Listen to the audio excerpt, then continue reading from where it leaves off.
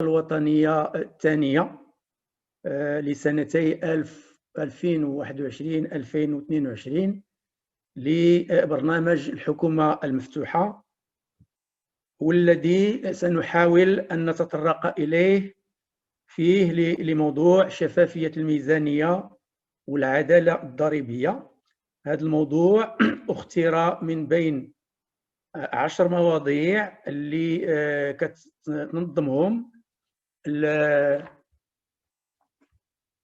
كتنظمهم الجمعيات ديال المجتمع المدني المشاركة في لجنة القيادة اللي مكونة من 9 ديال الأعضاء الممثلين الحكوميين و9 ديال الممثلين ديال المجتمع المدني. اليوم معنا في هذا اللقاء الشركاء السيدة سارة العمراني، مديرة الدراسات والتواصل والتعاون بوزارة المالية قطاع إصلاح الإدارة والوظيفة العمومية. معنا كذلك السيدة هاجر الشرقاوي اللي اعتذرت، غادي تلتحق بنا من دابا واحد 5 دقائق، رئيسة مصلحة الميزانية المواطنة في وزارة المالية. معنا الأخ والصديق عبد العزيز المسعودي، نائب الكاتب العام لترانسبارنسي المغرب وعضو المجلس الوطني، خبير في تدبير الميزانية والأنظمة الجبائية. معنا كذلك السيد عبد الحق ميسور، كذلك عضو المجلس الوطني لترانسبارنسي المغرب وخبير في الأنظمة الجبائية. كنا ننتظر ممثل عن المديرية العامة للضرائب، ولكن مع الأسف لم نتوصل بممثل هذه المديرية رغم المراسلة ديال وزارة المالية في هذا الموضوع.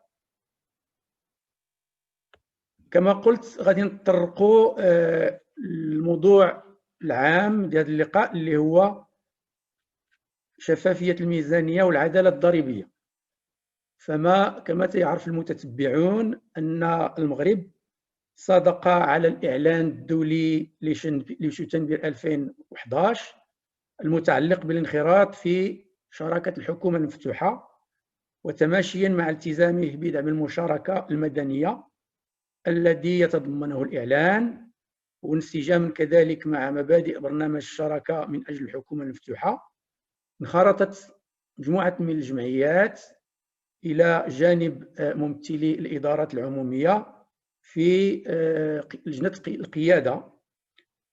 اليوم احنا بصدد تهيئ المشترك لالتزامات المغرب بالنسبة للسنتين المقبلتين في برنامج الشراكة المفتوحة. فالمتدخلين اللي معنا اليوم بالتكافؤ من جانب الإدارة ومن جانب ترانسبارنسي المغرب، غادي نحاولوا جميعا أننا نجاوبوا على مجموعة التساؤلات اللي كتخص بالوضع وبهذا الموضوع.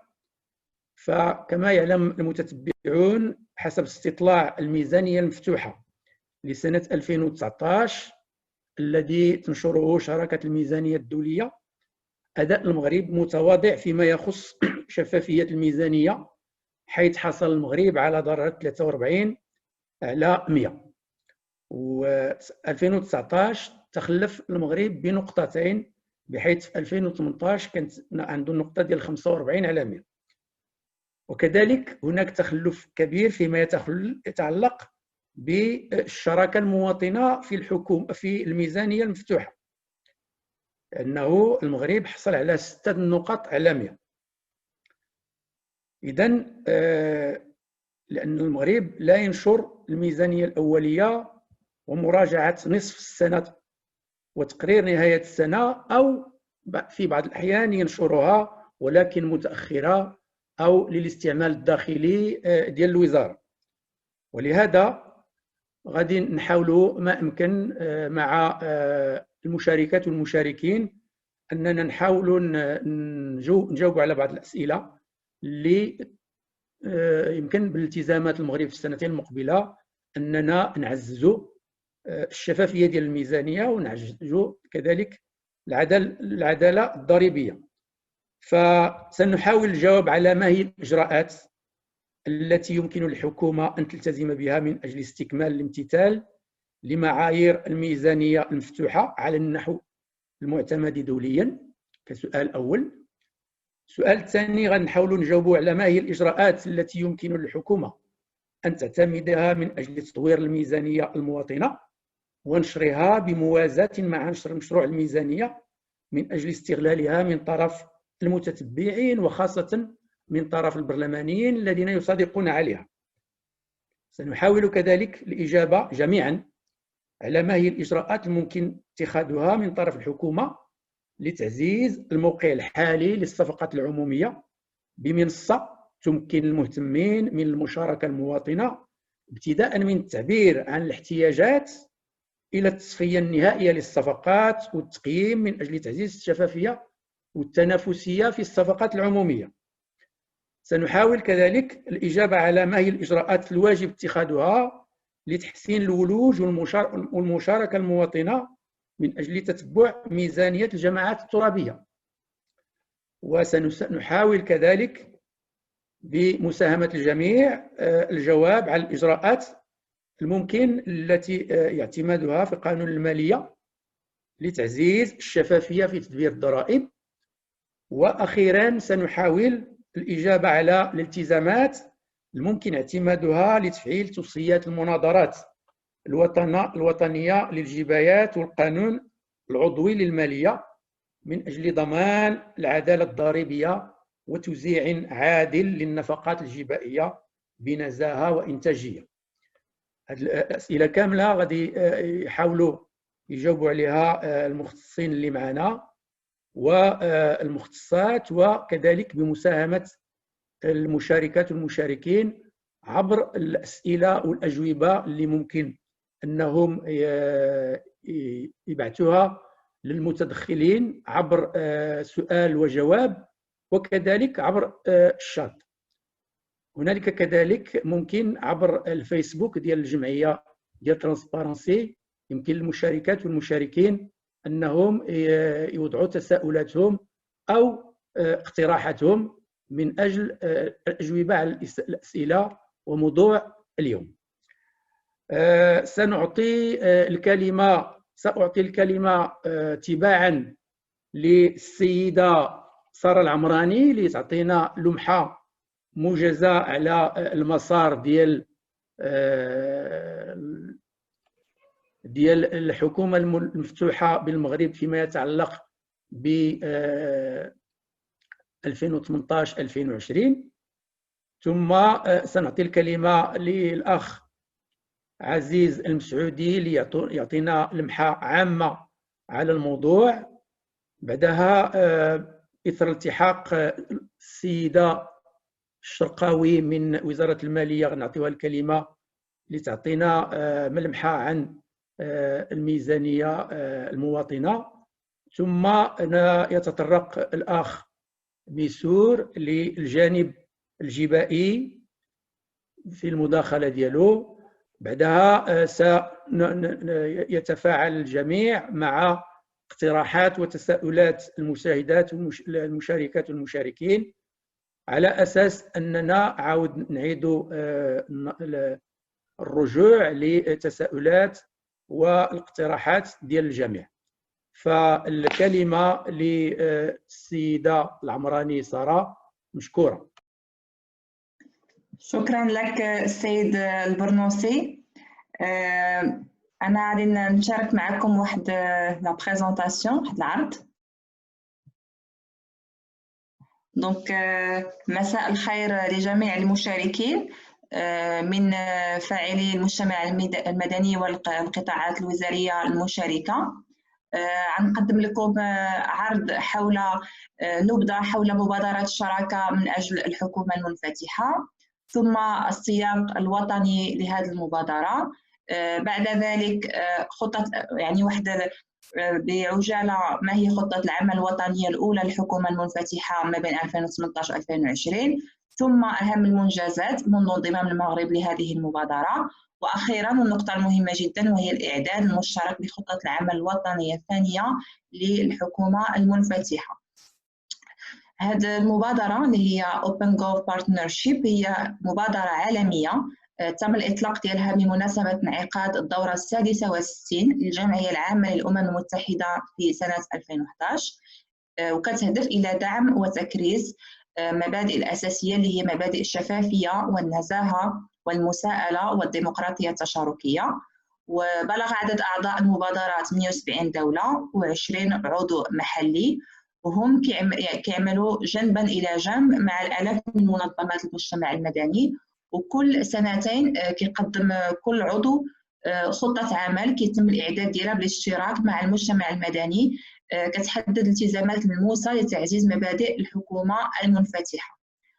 بالنسبة للسياق الوطني، هو تم إحداث لجنة وطنية للحكومة المنفتحة منذ سنة 2012، وكان الهدف من إحداث هذه اللجنة بالخصوص إعداد الأرضية اللازمة لاستيفاء معايير الانضمام لهذه المبادرة، بحيث تم استيفاء هذه المعايير في 12 مارس 2018 بعد نشر قانون الحق في الحصول على المعلومات في الجريدة الرسمية، بحيث أنه في 26 أبريل 2018 تم انخراط المغرب في هذه المبادرة، وتم العمل على بلورة خطة العمل الوطنية الأولى للحكومة المنفتحة بمشاركة القطاعات الوزارية وكذلك بعض ممثلي المجتمع المدني، بحيث تم المصادقة على هذه الخطة والنشر ديالها على بوابة المبادرة www.opengovpartnership.org في 27 شتنبر 2018، وتم إضافة واحد مجموعة ديال الالتزامات ديال مجلس النواب في 31 غش 2019. ومؤخرا عاد تم الانضمام ديال جهاز طنجة تطوان الحسيمة لهذه المبادرة غير في هاد اليومين السابقين، بحيث أن هذه الجهة كتعتبر منخرطة في ورش سكونابيل أو جي بي لوكال، أو جي بي على المستوى المحلي. بالنسبة لخطة الخمسة ديال المحاور، المحور الأول هو الحصول على المعلومات اللي كيضم 6 ديال الالتزامات. المحور الثاني اللي هو النزاهة ومكافحة الفساد فيه 4 ديال الالتزامات. المشاركة المواطنة 4 التزامات. التواصل والتحسيس بأهمية الحكومة المنفتحة التزام 1. وشفافية الميزانية 3 التزامات. وفي هذا الإطار في هذا الورش تم إنجاز واحد مجموعة ديال المسائل. أهم شيء تم إنجازه هو وضع واحد الحكامة ديال هذا الورش، بحيث تم إحداث نظام واضح وشفاف كيراعي معايير المنصوص عليها في إطار المبادرة العالمية. ومن ضمن أهم هذه المعايير هي أولا إحداث هيئة متعددة الأطراف للإشراف على مسلسل الحكومة المنفتحة، وكذلك أن تكون تمثيلية متساوية للحكومة والمجتمع المدني، وأخيرا اختيار ممثلي المجتمع المدني وفقا واحد المنهجية موضوعية وشفافة كيتم الوضع ديالها من طرف المجتمع المدني. وهذه الحكامة هذه هي كترتكز على 3 ديال المكونات. المكون الأول هو لجنة الإشراف اللي هي ممثلة بالتساوي من 9 قطاعات وزارية وهيئات حكامة بمقابل 9 ديال الممثلين من فاعلي المجتمع المدني. وهذه اللجنة كتشرف على تتبع تنفيذ خطة العمل الوطنية المنفتحة. المكون الثاني ديال هذه الحكامة هي لجنة التنفيذ اللي هي مكونة من رؤساء مشاريع للالتزامات اللي مندرجة في خطة العمل الوطنية الحكومة المنفتحة. والمكون الثالث اللي هو مهم جدا اللي هو منتدى المجتمع المدني. هذا المنتدى هو في يعني ممثلي المجتمع المدني في لجنة الإشراف، هي في إطار وضع واحد التصور لإحداث هذا المنتدى اللي يلعب دور الوسيط ما بين لجنة الإشراف وما بين فاعلي المجتمع المدني في المغرب. بالنسبة للإنجاز الثاني هو انه تم يعني اعداد واطلاق واحد البوابه www.gouvernement-ouvert.ma. هذه البوابه كتمكن من جهه من المواطنين وفاعلي المجتمع المدني من الاطلاع على مضامين الالتزامات، على تتبع مستوى التقدم ديال هذه الالتزامات والتفاصيل ديالها، وكذلك التعرف على جميع المستجدات والمعلومات المتعلقه بهذا الورش.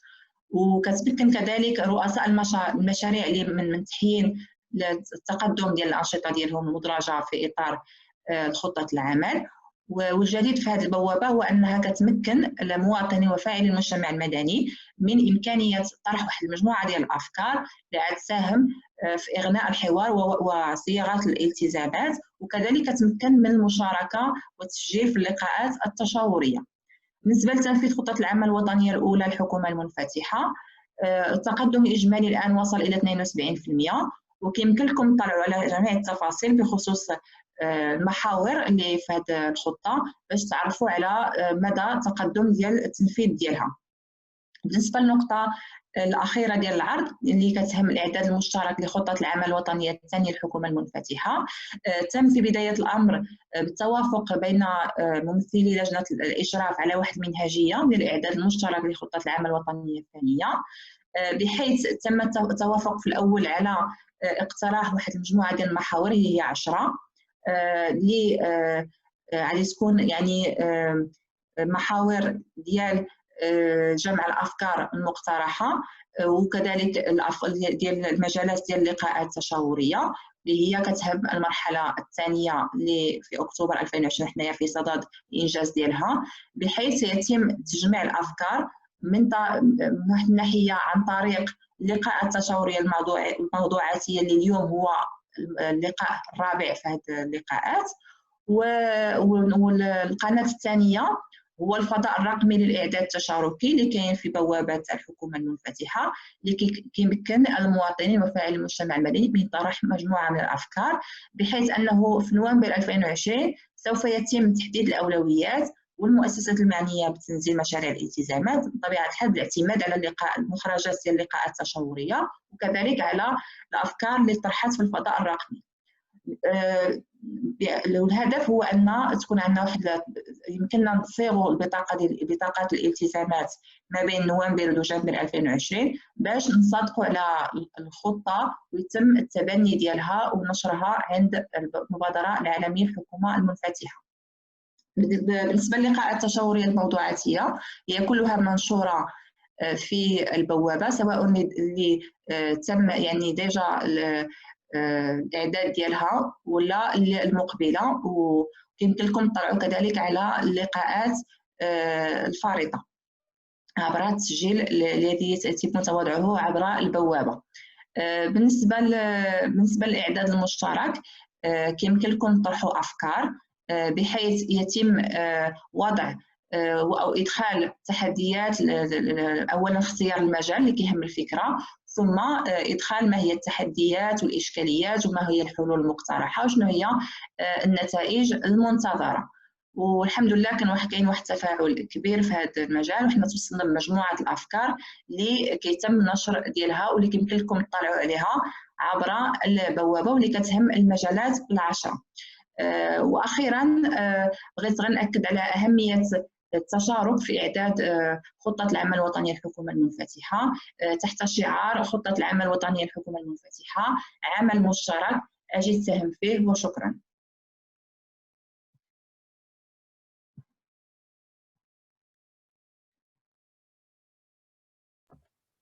شكرا السيدة العمراني على هذا التقديم والتوضيح. فقبل أن أعطي الكلمة للأخ المسعودي أود أن أشير بالنسبة للمشاركات والمشاركين أن هنالك واحد الاستطلاع لمعرفة الأولويات اللي تشوفوها مهمة فيما يتعلق بالمواضيع اللي غادي نتطرقوا لها اليوم.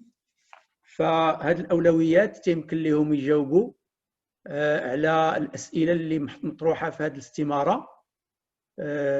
هنالك طبعا 3 أو 4 ديال الأجوبة على التساؤلات 6 اللي هضرنا عليهم، وتيمكن المشاركات والمشاركين أنهم يكوشيو جوج اللي كيعتبروهم أهم الأجوبة وأولاها للتطرق. طبعا هذا النقاش وهذا المساهمة ديال المواطنات والمواطنين في هذه النقاشات اللي كتنظمها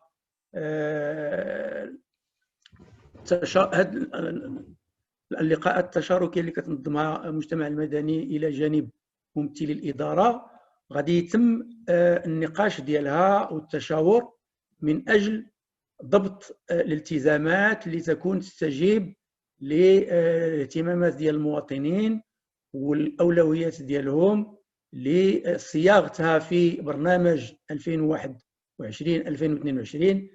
من أجل تبنيها إلى جانب حكومات أخرى في إطار المنتظم الدولي للحكومة المفتوحة. فأعطي الكلمة للأخ عزيز المسعودي، كما قلت عضو المجلس الوطني لترانسبارنسي المغرب وخبير في تدبير الميزانية والجبايات، فليتفضل. Bien. Alors,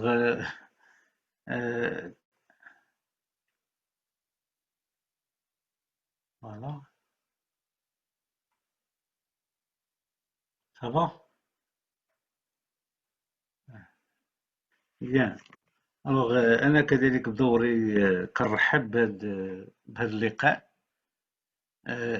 لأن في الحقيقة احنا في حاجة للتواصل ما بين ما هو مؤسسات والمجتمع ككل، باش ما نقولش المجتمع المدني.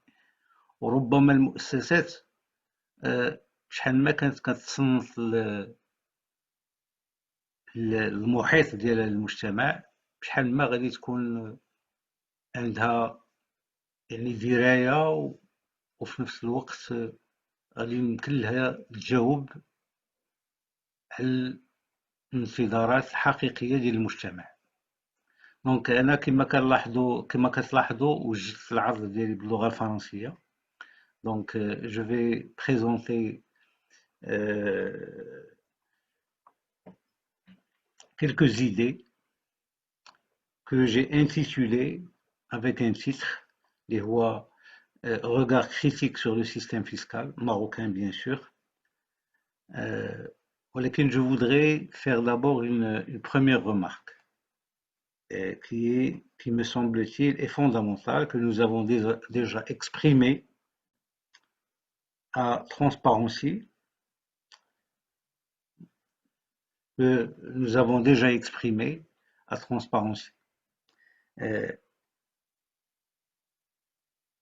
la notion de budget citoyen. D'abord, la notion, nous avons beaucoup de réserves vis-à-vis de ce concept, vis-à-vis de cette notion, dans la mesure où c'est quand on qualifie le budget des citoyens, cela suppose un réel processus de participation des citoyens dans l'expression des besoins. Or, ce n'est pas le cas. Et donc, je crois qu'on devrait d'abord recourir à un langage sincère, un langage beaucoup plus simple, un langage plus modeste, plus proche de la réalité. C'est le budget, ce qui est publié, le document qui est publié chaque année et après adoption donc de la loi de finances, c'est plutôt, on pourrait l'appeler un budget relativement ouvert, c'est-à-dire un budget qui permet un accès relatif à certaines informations qui sont d'ailleurs bien sélectionnées. Là, donc, je devais faire cette mise au point avant de passer à l'exposé que j'ai préparé. Et j'ai essayé surtout d'exploiter un petit peu les données contenues dans le projet de loi de finances 2021 pour être un peu plus proche de la réalité en termes de chiffres. Alors, je vais passer très brièvement en rappelant un petit peu ce que j'ai appelé une naissance douloureuse de l'impôt au Maroc. Pourquoi douloureuse? Eh bien, parce que tout simplement, la notion d'impôt, qui encore, je dirais, qui est différente de celle de la contribution, la notion d'impôt est nouvelle pour le Maroc. Elle date du début du XXe siècle, avec ce qu'on appelait le fameux Teltib, hein, parce que à l'époque, le Maroc, c'était essentiellement un Maroc agraire, donc c'est l'activité agraire qui dominait. Et on sait ce que c'est que le Teltib, hein, en termes donc de mode d'imposition, où il y avait beaucoup d'arbitraire, où il y avait beaucoup donc le recours à la force. On ne pouvait pas parler réellement de contribution. Bien sûr, la grande réforme fiscale, après l'indépendance, il y a eu presque une reproduction, une reconduction de pas mal d'impôts qui ont vu le jour pendant la période coloniale. Et ce n'est que, en fait, dans les années 80 qu'il y a eu une grande réforme fiscale à travers le plan d'ajustement structurel. Et c'est à partir de 1985 que la TVA, la fameuse TVA, c'était le premier impôt qui a été mis en place, suivi de l'impôt sur les sociétés, un peu plus tard de l'impôt sur le revenu, mais on a quand même gardé des impôts anciens, tels que les droits d'enregistrement, les droits de timbre, les droits de douane, la taxe intérieure à la consommation, etc. Donc, c'est juste un petit rappel historique. Ça veut dire tout simplement que l'impôt n'est pas tombé du ciel, il a une histoire, et cette histoire, elle est liée étroitement à celle de l'État et à celle du contrat social, de la nature du contrat social au Maroc. Alors, donc, après cette brève petite introduction, bien sûr, il y a eu des efforts quand même récents, une ouverture, je dirais même la gestation d'une nouvelle conception de l'impôt lorsqu'on a commencé à organiser des assises nationales sur la fiscalité, les premières en 1999, ensuite en 2013 et les dernières en 2019. Et à travers donc ces assises, c'est surtout une ouverture sur l'environnement. Et, et quand on dit ouverture de l'environnement, c'est une écoute et c'est un appel donc aux différents acteurs de s'exprimer, d'exprimer leurs attentes et donc d'essayer d'intégrer un petit peu dans le système fiscal, d'essayer donc de faire évoluer le système fiscal pour qu'il soit vraiment une réponse aux attentes. Dernière assise fiscale, comme je viens de le dire, ont eu lieu au mois de mai 2019. Maintenant, j'utilise le mot vide fiscal. Pourquoi? Parce que depuis les assises du mois de mai 2019, il y a eu une promesse, celle d'une loi cadre. Eh bien, on n'a pas encore vu cette loi cadre. Une promesse même officielle, une promesse du ministre des Finances lui-même. Eh bien, il semble que, à travers ne serait-ce que la présentation du programme donc, triennal qui vient d'être présenté par le ministre des Finances, il n'y a aucune référence à cette loi cadre et on ne peut dire que au niveau officiel, on a l'impression que toutes les recommandations issues de cette rencontre, des dernières assises nationales sur la fiscalité, eh bien ces recommandations ont été purement et simplement enterrées. Alors, je n'ai pas besoin de développer donc cette évidence dans la dernière ligne, impôt, contribution, sujet citoyen, contrat social, bien sûr, je dirais en une phrase que l'impôt ou la contribution, c'est un peu la substance, c'est le noyau du contrat social. C'est le fondement de la citoyenneté qu'on aspire à construire. Alors, un petit rappel là, très rapide, petit rappel d'un article fondamental de la Constitution. c'est l'article 39. C'est un article qui mérite d'être rappelé. Tous supportent en proportion de leurs facultés contributives les marchés publics, les charges publiques que seule la loi peut, dans les formes prévues par la présente Constitution, créer et répartir. Alors, dans cet article, il est évident que deux principes fondamentaux apparaissent, c'est celui de l'équité et celui de la légalité de l'impôt. Et quand on dit légalité de l'impôt, ça veut dire le consentement, le principe du consentement du Parlement, et à travers le Parlement, c'est le consentement du citoyen dans une démocratie qui se respecte. Alors, dernière loi de finances, dernier projet, le projet qui est en cours maintenant, voilà les chiffres qu'on a devant nous, et à travers ce tableau, à travers ces chiffres, il apparaît de toute évidence que qu'est-ce que nous avons? Nous avons des recettes fiscales. Il s'agit des prévisions, bien sûr. Nous avons des recettes fiscales d'un ordre de presque 202 milliards de dirhams. Et tout à fait en bas, pour être bref, tout à fait en bas, nous avons des dépenses. Bien sûr, ce sont les dépenses du budget général. Je ne prends pas en considération les segments et les comptes spéciaux du Trésor. Presque 380, un peu plus de 380 milliards de dirhams. Eh bien, quand on établit un ratio très simple entre les recettes fiscales et ces dépenses, on obtient un petit peu plus de 53%. Qu'est-ce que ça veut dire? Qu'est-ce que c'est que ce ratio? Ce ratio, c'est ce qu'on pourrait appeler le taux d'autosuffisance fiscale. C'est-à-dire que l'État a des dépenses. Quelles sont les ressources stables qui proviennent de l'impôt qui vont permettre de couvrir les dépenses? Eh bien, ces ressources, en pourcentage, représentent un peu plus de 53%. Ça veut dire que nous avons presque 47% qui vont provenir de l'emprunt, qui vont provenir d'autres sources qui sont moins stables que celles de l'impôt. Et là, à travers ce ratio, il est question surtout d'apprécier ce qu'on appelle l'efficacité d'un système fiscal. Nous sommes face à un système fiscal qui n'est pas efficace. Voilà donc une première conclusion à tirer à partir des chiffres. Oui, à partir des chiffres, nous avons un système fiscal tout simplement qui ne permet pas à l'État de disposer de ressources stables qui vont lui permettre de mener les projets, de mener les chantiers, ou tout simplement de faire fonctionner la machine de l'État. Et à droite de ce tableau,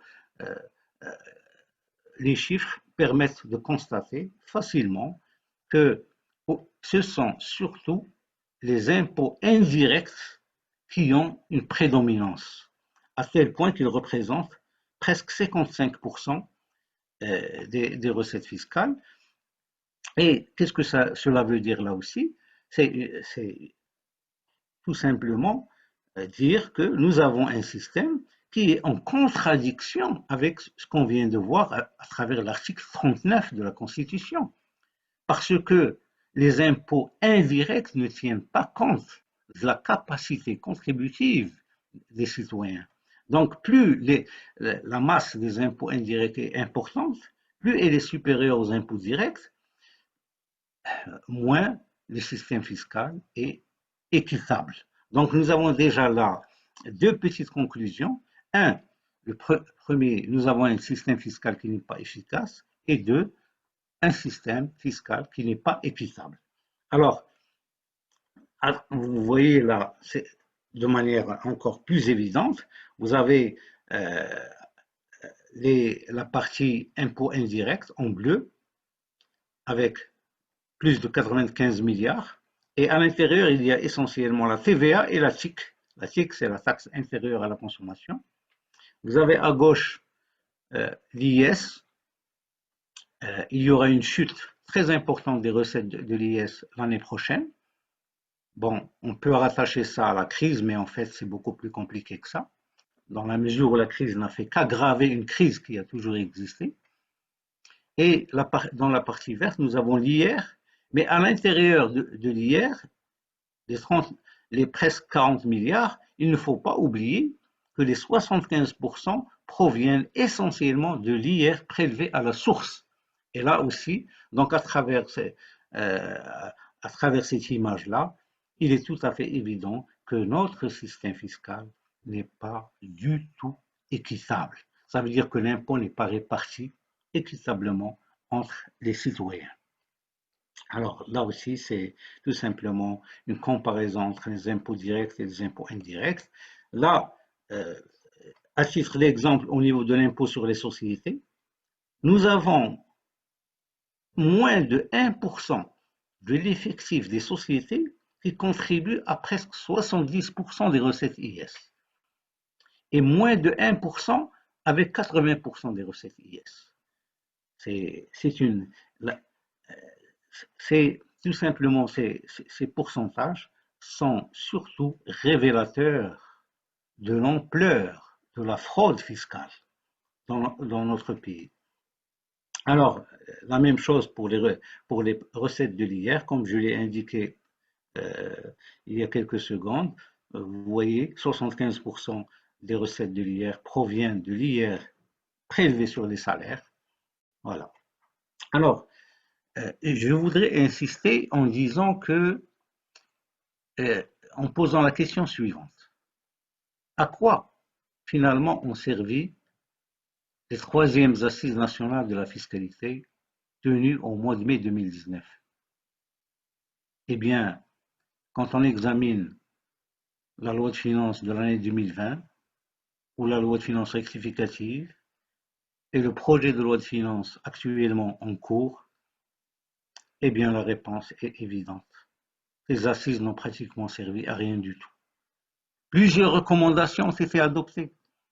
Le ministre des Finances s'était engagé à l'élaboration d'une loi cadre en vue d'intégrer les dites recommandations et d'entamer un programme de réforme sur les 3 ou 5 prochaines années.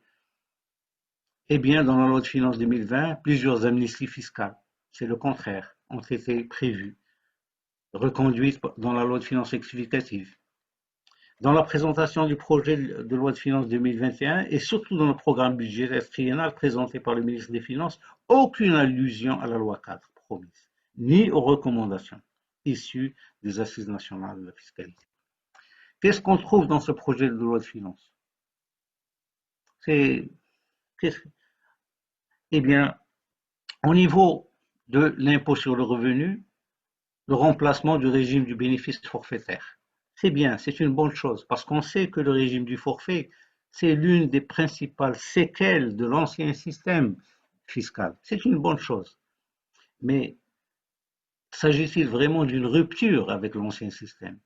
Eh bien, quand on examine un petit peu le mode d'établissement de ce qu'on appelle maintenant la contribution fiscale unique, il n'y a pas véritablement un grand changement, dans la mesure où le vrai changement, c'est l'apprentissage même des micro-entreprises, même des toutes petites entreprises, à tenir même une comptabilité la plus simplifiée possible. Car qui dit comptabilité, dit tout simplement une nouvelle culture, celle qui va dans le sens de la traçabilité, qui va dans le sens de la transparence. Or, on ne trouve pas cette philosophie à l'intérieur donc de cette réforme. On trouve aussi un retour à la contribution sociale solidarité. Bon, une situation exceptionnelle pour l'année 2021. Et là, c'est révélateur dans une certaine mesure où, au niveau officiel, il y a une perception de la situation comme si c'était, comme ce que nous vivons aujourd'hui, c'est une situation transitoire, exceptionnelle, comme si c'était quelque chose d'accidentel. Ça veut dire qu'il y a une ignorance quasi totale de la dimension structurelle de la crise. C'est cette dimension-là qui mérite d'être examinée. Bon, on trouve un petit peu quelques mesures, que j'appellerais plutôt des mesurettes, exonération des salaires de jeunes recrutés par CDI, renforcement des sanctions fiscales à l'encontre des entreprises ayant des liens de dépendance. C'est un process qui dure depuis longtemps. Régime fiscal CFC, là c'est une réponse un petit peu à la pression de l'Union européenne, avec la carte avec l'inscription du Maroc dans la liste grise des paradis fiscaux. Une neutralité fiscale des opérations de restructuration des établissements d'entreprises publiques. C'est une mesure d'accompagnement du désengagement de l'État, lequel désengagement de l'État a en fait été entamé depuis pratiquement plus de 35 ans. Non-déductibilité des factures fictives. Bon, c'est une mesure positive qui mérite d'être soulignée. Et le renforcement de l'assistance administrative qui est très en retard. Là, il est question surtout de la coopération au niveau international, donc dans tout simplement les échanges d'informations. Alors, de ce fait, le système n'est conforme ni à la lettre ni à l'esprit de l'article 39 de la Constitution. En matière d'IR, l'imposition de revenus au taux progressif du barème est une exception au lieu d'être la règle. Voilà un barème d'abord qui date depuis 2010, qui n'a jamais été révisé et qu'on essaye même de remettre en cause. Chaque fois qu'on crée une nouvelle, qu'on introduit une nouvelle règle, on abandonne l'imposition au barème pour soumettre des revenus à des taux proportionnels. La plupart des catégories de revenus sont imposées au taux proportionnel libératoire. C'est surtout le cas des profits et revenus des capitaux mobiliers, les profits et revenus immobiliers, et le cas de la contribution professionnelle qui est prévu dans le projet de loi de finances, justement, constitue un abandon de la progressivité. Il ne faut pas oublier que la progressivité, c'est le principal mécanisme de déclinaison de l'article 39 du principe d'équité fiscale. Pour les autres impôts, c'est l'imposition à des taux proportionnels, l'IS, droit d'enregistrement de timbre, TVA. La répartition de la charge fiscale est inégale. On l'a vu à travers le tableau, je ne vais pas le répéter, les recettes des impôts indirects comme impôts aveugles sont prépondérantes, on l'a déjà vu. La faible imposition des activités spéculatives, voilà ce qui mérite d'être souligné. Des activités spéculatives ainsi que les secteurs à faible valeur ajoutée, sont faiblement imposés. Chaque année, à travers les dépenses fiscales, l'État perd une moyenne de 32 milliards de dirhams. Les dépenses fiscales sont certes évaluées budgétairement, sur le plan budgétaire, on sait, mais leur impact économique et social n'est pas évalué. Or, c'est à ce niveau-là que le travail mérite d'être approfondi pour apprécier la pertinence des dépenses fiscales. Je citerai l'exemple suivant. Les grandes exploitations agricoles ont bénéficié pendant 30 ans d'une exonération de 1984 à 2014 et à la fin, aucune évaluation de cette exonération n'a été faite.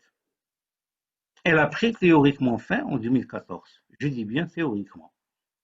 La fraude fiscale est un phénomène courant, encouragé surtout par l'impunité fiscale et l'insuffisance structurelle du système de contrôle fiscal. Statistiquement, nous avons en fait moins de 1 vérificateur pour 1000 entreprises. Alors, à peu près 650 vérificateurs, quand on prend les personnes morales et sociétés et les personnes physiques qui tiennent une comptabilité, nous avons à peu près entre 650 et 700 000. Alors, il suffit de mettre donc 650 sur les 700 000 et nous avons un ratio qui est inférieur à 1 pour 1000. Alors, bien sûr, pour aller vers ce que propose Transparency, tout simplement, c'est de revenir aux principes fondamentaux de l'impôt dans un État démocratique. L'impôt comme base du contrat social, l'impôt comme principale source de financement du vivre ensemble, l'impôt à la base de la solidarité institutionnelle, l'impôt comme mécanisme de correction des inégalités et de redistribution des richesses sociales, établir un lien étroit entre impôts ou contributions et justice sociale, et donc donner vraiment substance aux articles 39 et 40 de la Constitution. La réforme fiscale des années 80, je n'y reviens pas, j'en ai déjà parlé. Alors, ce que nous constatons, c'est qu'il y a un discours officiel qui a érigé la lutte contre la pauvreté comme une priorité nationale, mais sur la base d'une démarche paternaliste et caritative. Un discours officiel qui a récemment mis en cause le modèle de développement, résultat des politiques publiques suivies et appliquées depuis plus de 60 ans, sans pour autant envisager réellement une rupture avec ce modèle, en s'attaquant aux causes structurelles.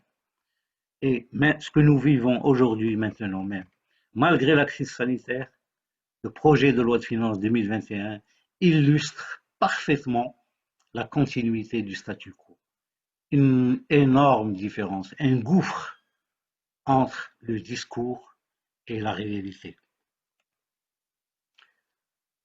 Ce que nous constatons, je récapitule, donc une faible progressivité en matière d'IR, de nombreuses dérogations mettant en cause le principe de progressivité, une fiscalité favorable au grand capital, plus de 50% des recettes fiscales qui proviennent des impôts indirects, une concentration de la charge fiscale. En matière d'IS, moins de 2% des sociétés payent 80% de l'IS, 65% des sociétés déclarent constamment des déficits. En matière d'IR, 75% des recettes proviennent de l'IR sur les salaires. Et enfin, les dépenses fiscales qui sont souvent injustifiées et dont le montant annuel dépasse les 30 milliards de dirhams. Voilà donc les niches qui existent si l'on veut chercher pour que l'État puisse disposer de ressources stables et pérennes sans être obligé de recourir à l'endettement. Parce que l'endettement, finalement, le recours à l'emprunt, interne ou externe, ce n'est qu'un report de la crise. Ce n'est pas vraiment une solution à la crise. Alors, toujours comme orientation, pour aller vers une fiscalité plus équitable, consacrer et décliner effectivement l'article 39 de la Constitution. Une équité fiscale à travers notamment une véritable progressivité de l'IR, une imposition du capital, un impôt sur le patrimoine ou sur les grosses fortunes, une fiscalisation surtout prioritaire des activités spéculatives. Ça veut dire que pourquoi ne pas favoriser tout simplement tout ce qui est création de richesses, tout ce qui est investissement, tout ce qui est surtout recherche et développement sur le plan fiscal. Maintenant, le système fiscal va pratiquement dans le sens inverse.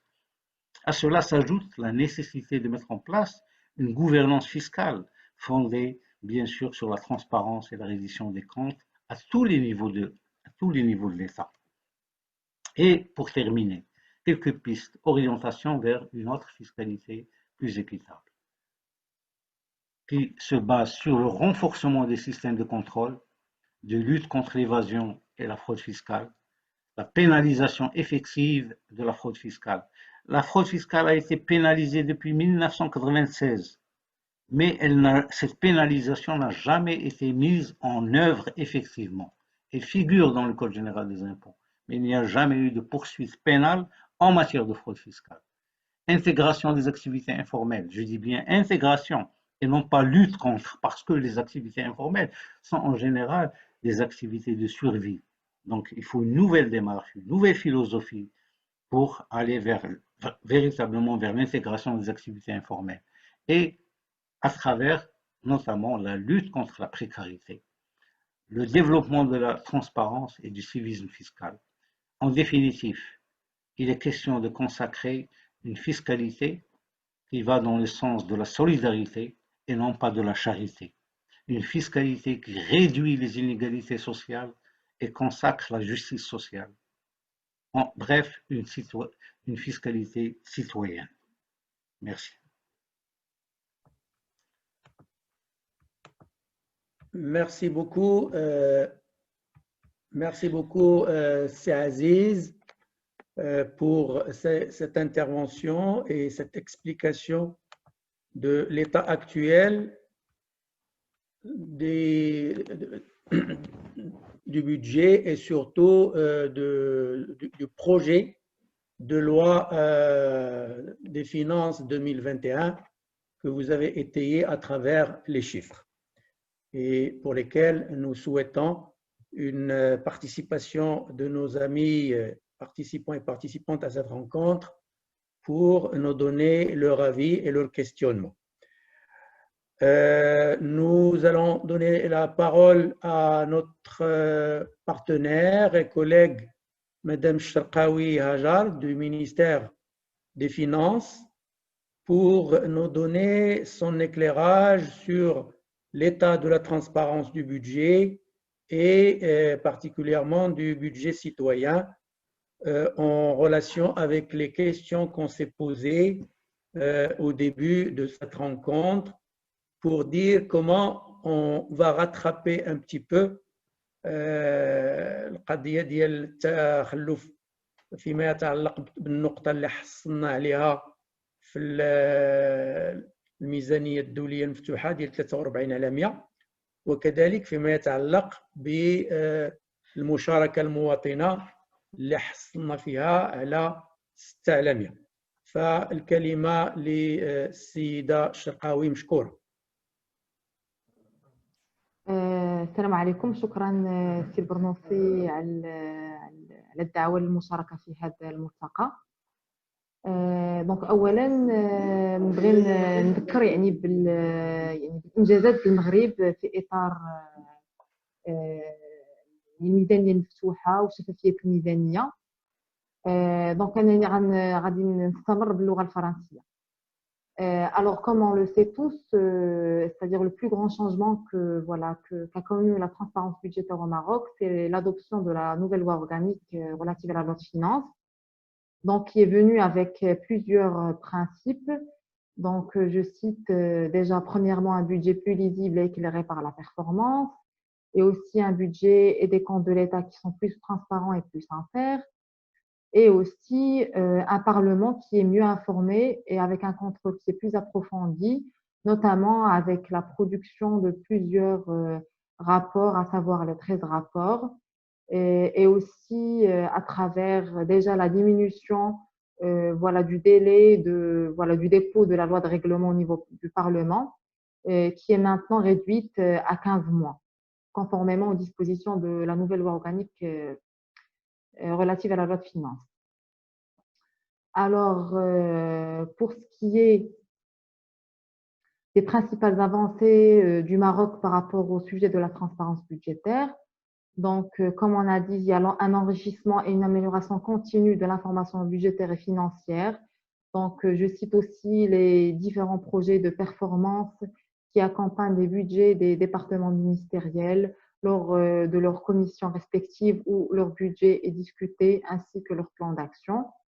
Il y a aussi une communication permanente sur le budget durant toute l'année, donc à travers des conférences de presse, des communiqués, des interviews du ministre, un portail du ministère de l'économie et des finances qui est très riche, ainsi que les pages sur les réseaux sociaux. Il y a aussi la généralisation de la gestion axée sur les résultats pour l'ensemble des départements ministériels, et aussi, il faut le dire, il faut citer une refonte de la nomenclature budgétaire.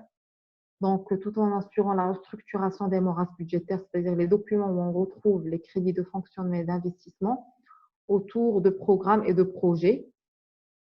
Donc, on est passé d'une logique de dépenses à une logique de performance. Il y a aussi la publication périodique d'informations et de statistiques sur les finances publiques. C'est le bulletin de la TGR. Donc, c'est un bulletin qui est publié chaque mois où on voit l'exécution de la loi de finances. Je cite aussi donc l'alignement des procédures et des pratiques liées à la préparation et l'exécution des budgets des établissements publics en vue de les introduire dans le cadre d'amélioration de la gestion budgétaire de l'État basée sur la transparence et la performance. Il y a aussi l'adoption et la publication de la loi numéro 31/13 relative au droit d'accès à l'information. Il y a aussi l'adhésion, bien sûr, donc c'est dans ce cadre-là qu'on est en train d'organiser cette rencontre, l'adhésion au Maroc à l'initiative du partenariat pour un gouvernement ouvert. Et aussi, donc, pour revenir au budget citoyen, donc c'est le document dont je suis chargée. Donc, je rebondis déjà premièrement sur ce qu'a dit Sim Saoudi par rapport à l'appellation du budget citoyen. Donc, il faut déjà dire que cette appellation, c'est une appellation qui nous a été dictée par, c'est-à-dire les normes internationales. Effectivement, c'est un document qui doit être fait en concertation avec les citoyens. D'ailleurs, comme vous le savez, donc on a déjà organisé une première réunion au titre de l'année 2019 pour justement améliorer le contenu de ce document. Donc, on a bien noté les remarques des participants et on a essayé de les introduire dans ce document pour l'édition budget citoyen PLF 2020. Malheureusement, cette année, on n'a pas pu tenir cette rencontre, vu les conditions sanitaires particulières par lesquelles passe le monde entier. C'est relatif à la pandémie. Mais c'est-à-dire on l'a dans notre plan d'action, dans notre projet, pour vraiment essayer de pérenniser cette coopération et cet échange avec la société civile concernant la production du document budget citoyen. Et aussi, il faut dire qu'on a essayé d'élargir cette notion par rapport à d'autres documents produits au niveau du ministère, à savoir la loi de règlement. Donc, cette année-là, on a produit la 3e édition du budget citoyen relative à la loi de règlement. Donc, on vient de publier celui relatif à la loi de règlement 2018 hier, non, plutôt mardi, voilà, mardi à l'occasion de la discussion du projet de la loi de règlement au niveau de la Chambre des représentants. Et on compte, Inch'Allah, bien sûr, élargir le budget citoyen sur d'autres phases du cycle budgétaire, à savoir l'exécution pour les 6 premiers mois de l'année. Et voilà. Et aussi, je tiens à préciser que le Maroc, et cette année, c'est la 2e fois qu'il a produit le rapport préalable au budget, donc qui a été publié cette année-là, début mois octobre, au niveau du site du ministère de l'économie et des finances. Donc, c'est un document qui relate un petit peu la programmation triennale du budget général. Et voilà. Et aussi, au niveau du ministère des Finances, et dans un souci d'amélioration continue, un comité de transparence budgétaire a été mis en place pour essayer de coordonner tous les efforts des différentes directions du ministère, à savoir la DGI, la direction de la douane, la TGR, pour justement essayer de mutualiser nos efforts pour une meilleure communication vis-à-vis du citoyen. Merci.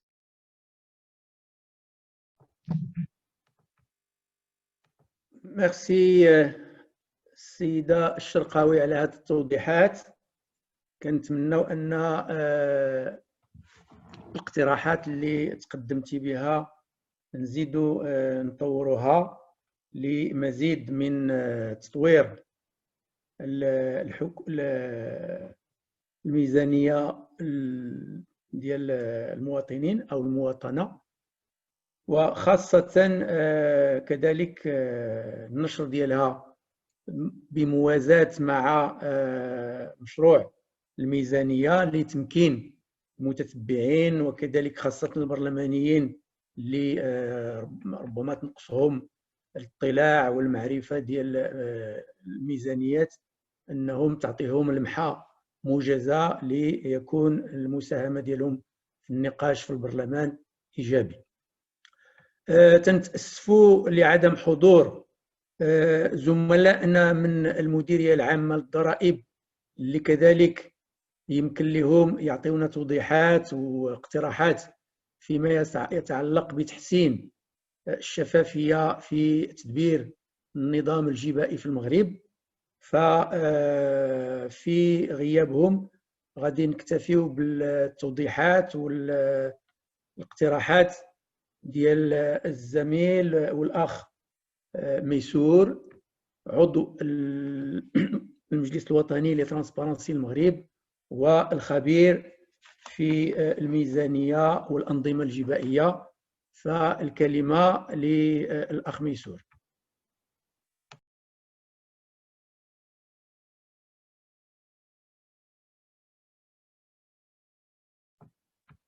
الصوت السي ميسور ما كنسمعوكش. سي بون سي بون كنسمعوك دابا كنسمعوك. وي شكرا سي البرنوسي. السلام عليكم اخواتي المشاركين، اخواني المشاركين. دونك انا نحاول اليوم نوضح لكم الامكانيات اللي متوفره لمديريات الضرائب pour mobiliser l'information. Comme vous savez, le système fiscal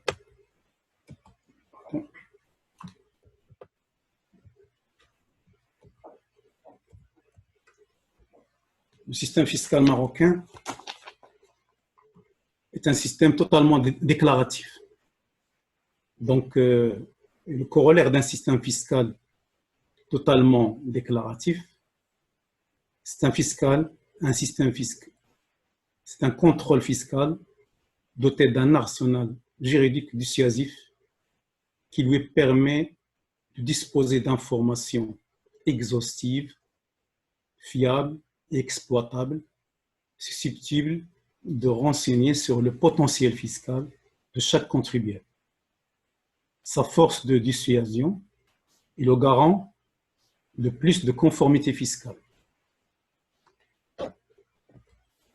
Donc, quel est ce dispositif pour mobiliser l'information pour le contrôle? Il y a 3 composantes essentielles. Il y a les obligations déclaratives, le droit de communication et le droit de constatation. Les obligations déclaratives, donc, il alimente les bases de données informationnelles qu'on appelle les informations internes. Et bien sûr, avec la généralisation de la télédéclaration à partir de janvier 2017, maintenant, elle est disponible, numérisée, structurée, exhaustive sur l'ITIR.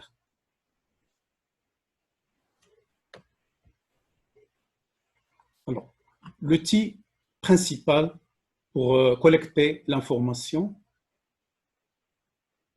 c'est le droit de communication. Le droit de communication, c'est l'outil légal principal de collecte des informations externes. Il exprime le droit reconnu au fisc de prendre connaissance de tous les renseignements détenus par les tiers en vue de l'assiette et du contrôle. Ainsi, en vue de ce droit, l'administration peut demander communication des informations détenues par les administrations et les établissements publics, les documents dont la tenue est rendue obligatoire par les règlements, les registres des transcriptions tenus par Qadi Qodat Totir, les informations auprès des administrations fiscales étrangères et les informations et documents détenus par un partenaire étranger d'une entreprise marocaine. Concernant le droit de communication, il y a une grande avancée en 2016, parce qu'avant, l'administration demande l'information et le contribuable peut répondre ou ne pas répondre parce qu'il n'y avait aucun délai. Il y avait des sanctions qui n'étaient pas dissuasives, mais qui étaient appliquées dans le cadre d'une procédure de contrôle. Il faut attendre 2016 pour fixer un délai et bien sûr émettre des sanctions dissuasives qui peuvent aller jusqu'à 50 000 dirhams et appliquées en dehors de toute procédure. Le résultat, c'est que le taux de réponse a grimpé de 12% avant 2016 à 84% actuellement. Le droit de constatation, c'est un pouvoir d'investigation et de recherche exercé de manière inopinée par l'administration fiscale dans les locaux professionnels des contribuables. L'objectif est la recherche des manquements aux obligations prévues par la législation, mais il s'agit aussi de collecter des informations sur les clients et fournisseurs des contribuables contrôlés.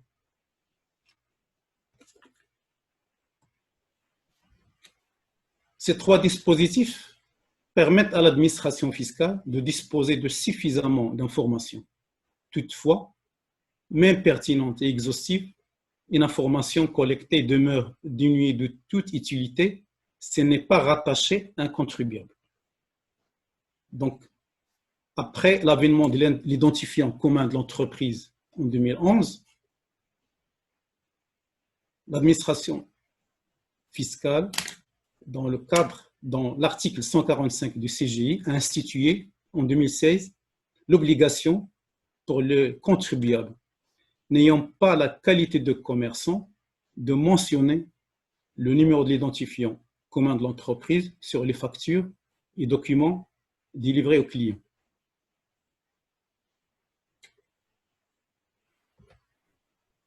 En fin de compte, la mobilisation des informations a rendu possible un contrôle fiscal sur pièce ou une programmation au contrôle fiscal sur place presque totalement automatisée et généralisée, sans intervention humaine, à travers la détection par les algorithmes des défaillances, des discordances, voire les indices de fraude. Néanmoins, malgré cette automatisation des processus de programmation ou contrôle, les listes définitives des programmes demeurent centralisées et sont établies manuellement, validées physiquement par l'autorité centrale, avant d'être envoyées au service opérationnel.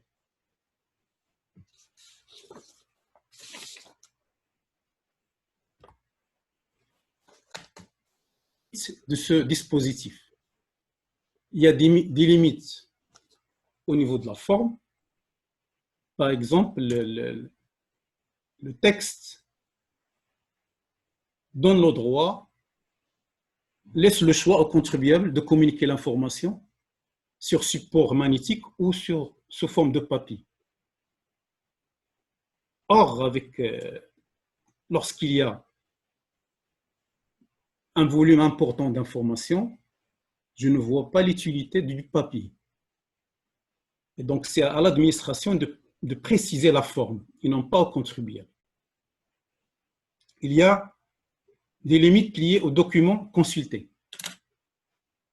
La loi limite le droit de communication aux livres et documents dont la tenue est rendue obligatoire par les lois en vigueur. Ainsi, l'administration fiscale n'a pas accès à des documents internes et confidentiels qui peuvent présenter probablement un intérêt particulier en cas de contrôle. On cite à titre d'exemple les rapports d'audit internes et externes. Il y a des limites liées au secret professionnel. Les dispositions de l'article 246 limitent d'une manière substantielle les possibilités d'accès à l'information quand il s'agit d'organismes qui opposent à l'administration fiscale le secret professionnel. De même, l'administration fiscale ne peut coopérer pleinement avec les autres départements de l'État, ce qui est de nature à limiter l'échange dans les deux sens.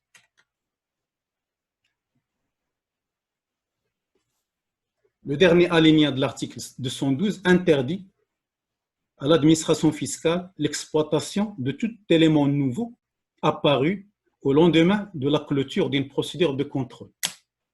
Or, dans la pratique, au niveau international, c'est un élément apparu, donc il faut quand même recontrôler le même exercice, ce qui n'est pas le cas chez nous.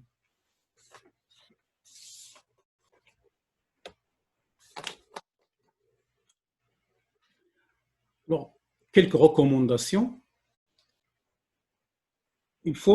On constate généralement un refus de collaboration de certains organismes et institutions publiques, car il n'y a ni délai ni sanction. D'où la recommandation d'instituer une disposition obligeant ces départements à communiquer des renseignements à l'administration fiscale selon un protocole préétabli et sans demande préalable. Par exemple, le ministère de l'Agriculture ne communique à ce jour aucune information, alors qu'il détient l'essentiel des informations sur ce secteur, notamment au niveau des registres agricoles et les bénéficiaires des subventions. Également, concernant le ministère de l'Intérieur, l'administration fiscale n'a aucun moyen pour détecter les étrangers qui résident au Maroc au-delà de 183 jours. C'est une information qui est détenue par le ministère de l'Intérieur et donc à ce jour, elle n'est pas communiquée. Il est vivement recommandé d'insérer une disposition légale donnant l'accès à l'administration fiscale au répertoire national des comptes bancaires. Dans les autres pays, l'administration fiscale a accès au fichier national des contribuables concernant les comptes bancaires. Ce n'est pas le cas au Maroc. Donc, il faut demander à toutes les banques s'ils ont des comptes concernant un contribuable, objet de vérification, ce qui n'est pas normal. Et avec le développement du recours au cash, aucune procédure ne prévoit la perquisition, sous contrôle judiciaire bien sûr, des coffres forts détenus chez soi, alors que c'est une source d'information à fort enjeu. De même, alors que le commerce électronique est en pleine expansion au niveau national et transfrontalier, la DGI ne peut accéder aux fichiers qui retracent ces transactions.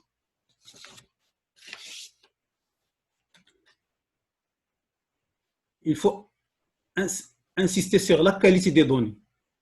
Parfois, on reçoit des données au niveau de la DGI avec des formats non clairs, des données erronées, incomplètes ou prescrites. Donc, il faut insérer la possibilité de l'usage de la messagerie électronique également pour l'envoi et le téléchargement des informations pour la collecte, ce qui n'est pas prévu par le texte.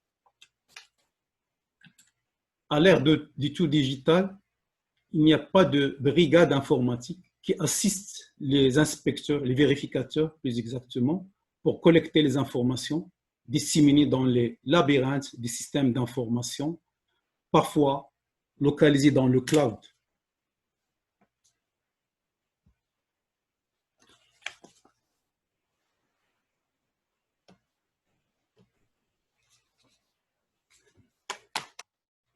Bien sûr, une information, même structurée, dans le système d'information de la DGI, s'il n'y a pas un identifiant lié à chaque information, cette information n'a aucune utilité. D'où il faut une relecture de l'ensemble des textes et formulaires fiscaux pour insérer la mention de l'identifiant fiscal ou l'identifiant commun de l'entreprise. Par exemple, les prélèvements à la source concernant les revenus de valeur mobilière. C'est un prélèvement forfaitaire, il n'y a pas d'identifiant qui retrace l'origine de ces revenus.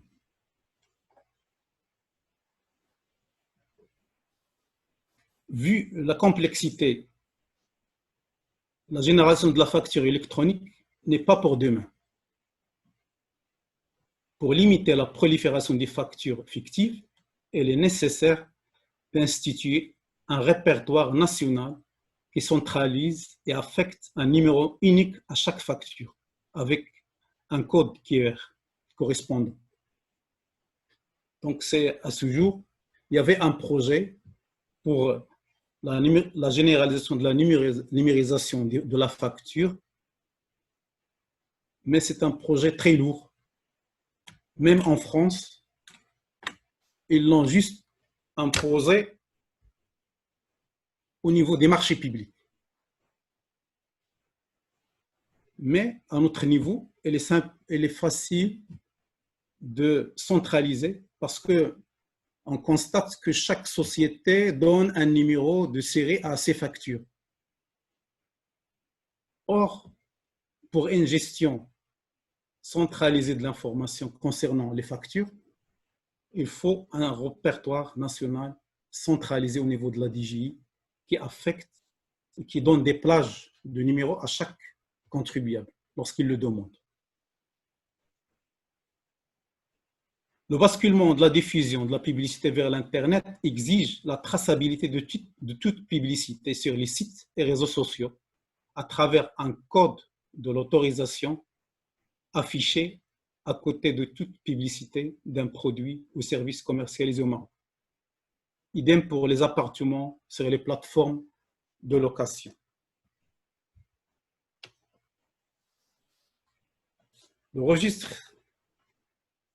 Le projet relatif au registre national unifié qui va centraliser l'identification des bénéficiaires des allocations sociales et celui de la carte nationale électronique qui va identifier tous les citoyens, y compris les mineurs. Ces deux projets vont permettre de répertorier la population par ménage. Or, à aucun moment, ces projets n'ont intégré le souci fiscal dans leur conception, alors que le foyer fiscal est intimement lié au ménage. Voilà, c'était quelques recommandations pour améliorer le système, l'information à la disposition de l'administration fiscale, parce que pour qu'il y ait une équité, parce que les salariés et les retraités sont prélevés à la source, alors que les autres catégories de contribuables, ils déclarent ce qu'ils veulent déclarer. Donc, l'administration doit être outillée pour contraindre ces contribuables à être en conformité avec la législation fiscale. Et je vous remercie. Merci beaucoup الأخ ميسور على هذه التوضيحات. في الحقيقة هذا الموضوع تقني ومعقد شيئا ما، فننتظر التفاعل ديال المشاركات والمشاركين، ربما بتساؤلاتهم وتوضيحاتهم واقتراحاتهم يمكن نسهلوا أكثر هذا الموضوع. فكذلك كاين الإمكانية ديال المشاركات والمشاركين أنهم يطلبوا الكلمة على اعتبار أن المسير ديال اللقاء يمكن له يعطيهم لماء باش يتكلموا. كذلك كاين عندنا الاستطلاع ديال المشاركات والمشاركين اللي غادي يعطينا ما هي الأولويات اللي كيشوفوها كالتزامات من أجل تحقيق العدالة الضريبية والشفافية الميزانية. فالكلمة للأخ عزيز المسعودي، لأنه غادي يغادرنا فيما بعد لالتزام سابق. فإذا كانت شي تساؤلات، أنا كيبان لي هنا في المشاهدات في المشاركات والمشاركين السيدة فاتحة قاضي اللي رافعة يديها. إلى ممكن أن الأخ أنس يعطيها اليد اللي توضع لتدير التدخل ديالها.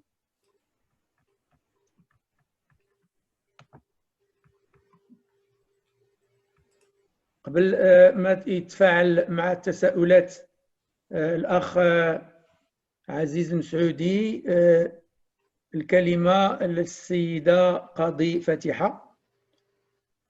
ممكن تعطيها اليد الأخ المسير سي أنس.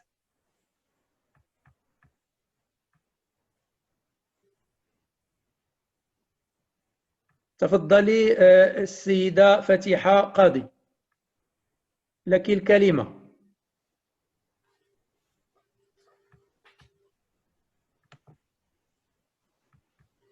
أعتقد بأنها غادرت، فإذا كان شي مشاركة أو مشارك آخر نعطيوه الكلمة، أو لا إذا كان الأخ عزيز يتفاعل مع الأسئلة اللي كاينة حاليا.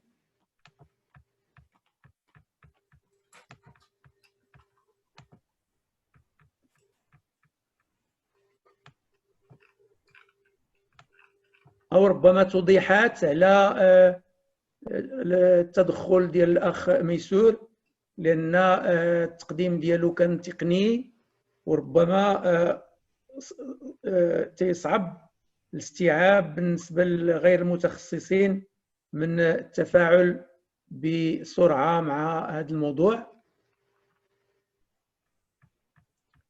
الكلمة الأخ عزيز المسعودي. Bien, alors, il y a une seule question qui se réfère aux assises nationales de la fiscalité.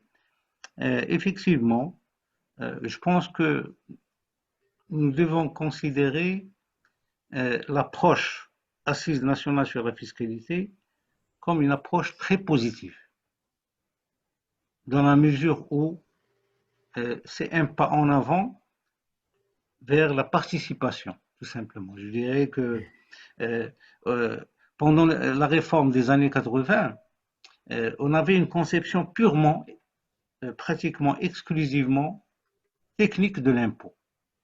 Et depuis le début des années 2000, on s'est dit, attention, l'impôt, ce n'est pas uniquement une technique. C'est une grande erreur que de considérer, certes, il y a une certaine complexité, mais il faut qu'on puisse créer une certaine culture du citoyen vis-à-vis de l'impôt. Il faut que les citoyens sachent que, à travers l'impôt, le citoyen est en rapport avec l'État. À travers l'impôt, le citoyen constitue la première source de vivre ensemble. Et donc, ce lien est fondamental entre le citoyen et l'État à travers l'impôt. Et ce lien constitue la substance du contrat social. Je pense que c'est ce qui va donner un contenu réel au concept de démocratie. La démocratie, ce n'est pas uniquement le vote, certaines institutions représentatives, etc.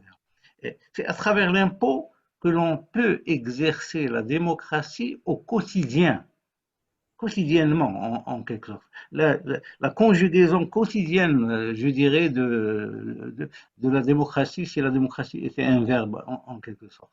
C'est à travers l'impôt, en payant l'impôt directement ou indirectement. Oui, donc bien sûr, le citoyen donne, que reçoit-il en contrepartie, en termes de services publics, en termes de qualité de services publics, etc. Là, c'est toute une problématique qui est beaucoup plus vaste, beaucoup plus générale. Je voudrais dire que les assises nationales sur la fiscalité constituent un acquis qui mérite d'être capitalisé. C'est un pas en avant parce que ce ne sont plus uniquement les institutions financières internationales ou l'État qui travaille, qui cuisine en quelque sorte pour élaborer les réformes fiscales. Les citoyens, que ce soit les acteurs économiques à travers leur grande organisation, qui normalement devrait être plus active, plus opérationnelle, et qui devrait être la première justement à poser cette question de l'oubli ou de l'enterrement de la loi cadre qui a été promise par le ministre des Finances. Parce que c'est quand même inimaginable. Nous avons une rencontre où il y a pratiquement tous les représentants de la CGEM, de différentes catégories professionnelles, des experts, etc. Il y a un travail qui a été fait et je dirais tout de suite après, il y a eu un pchit, ça s'est évaporé. Donc, il y a quelque chose qui ne va pas. On est revenu pratiquement à cette conception des années 80 où il faut l'impôt, ce n'est pas une affaire des citoyens, c'est une affaire technique, c'est une affaire d'experts. Non, ce n'est pas vrai. L'impôt est au centre de la citoyenneté. Et c'est comme ça qu'on peut réellement, concrètement construire une démocratie qui se respecte.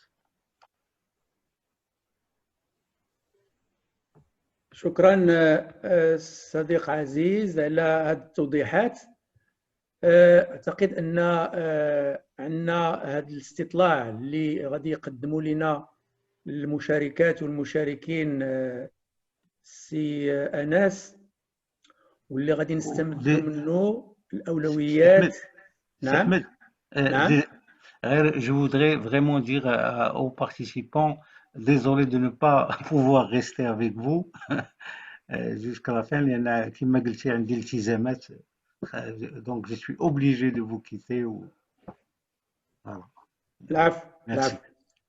إذن أعتقد أن هذا الاستطلاع اللي غادي نقدموه للمشاركات والمشاركين غادي يبين لنا الانتظارات ديالهم فيما يتعلق بالأولويات ديال الالتزامات اللي خصنا نتخذوها بمشاركة طبعا مع مختلف الفاعلين في الإدارات العمومية للوصول إلى مزيد من الشفافية في تدبير الميزانية، ومزيد من التوضيح والشفافية في الميزانية المواطنة.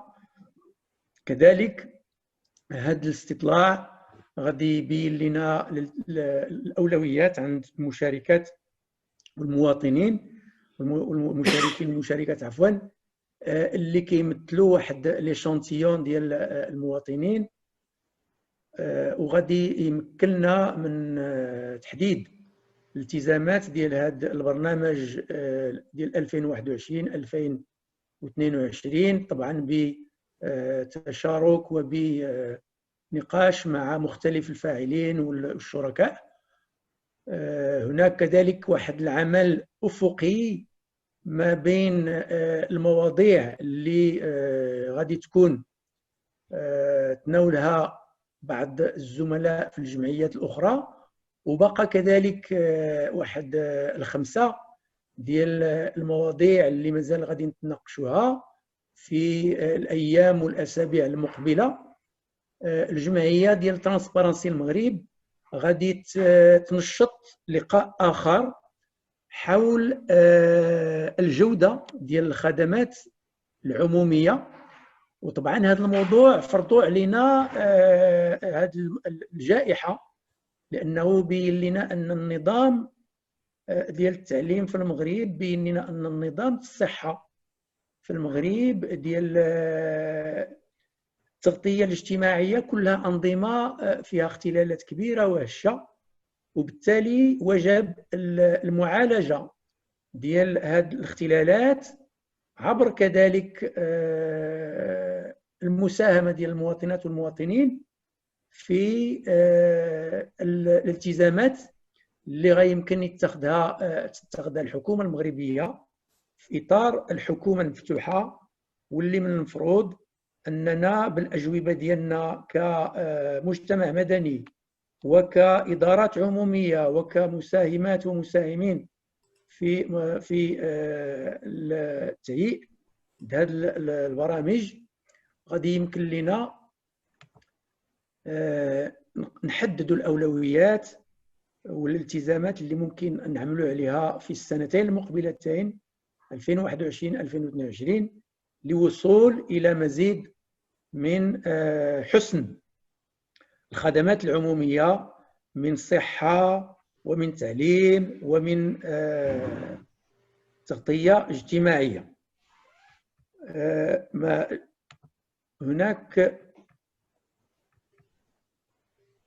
هناك الأخ سعودي نور الدين اللي تكلم على لي زاسيز لا فيسكاليتي، واللي الأخ المسعودي حاول الإجابة على التساؤل ديالو.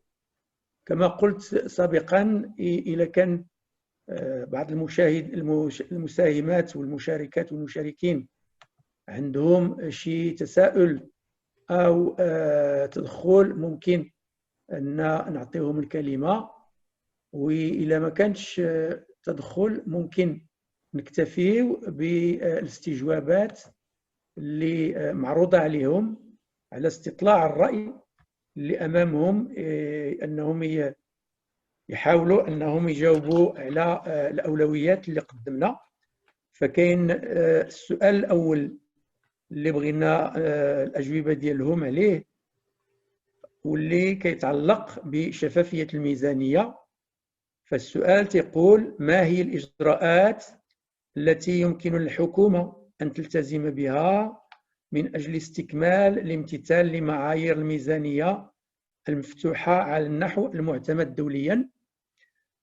السؤال الثاني تيقول: ما هي الإجراءات التي يمكن للحكومة أن تعتمدها من أجل تطوير الميزانية المواطنة ونشرها بموازاة مع نشر مشروع الميزانية من أجل استغلالها من طرف البرلمانيين والمتتبعين؟ عندنا كذلك السؤال الثالث اللي كيتعلق بالشفافية فيما يتعلق بالصفقات العمومية. تكرار ديال فيما يتعلق بالتساؤل ديال الأخ الهلالي على التكرار في الأجوبة، هو بالفعل كاين تكرار، ولكن تنطلبوا من المشاركة والمشاركين يختاروا جوج ديال الأجوبة اللي كيعتبروها أولوية.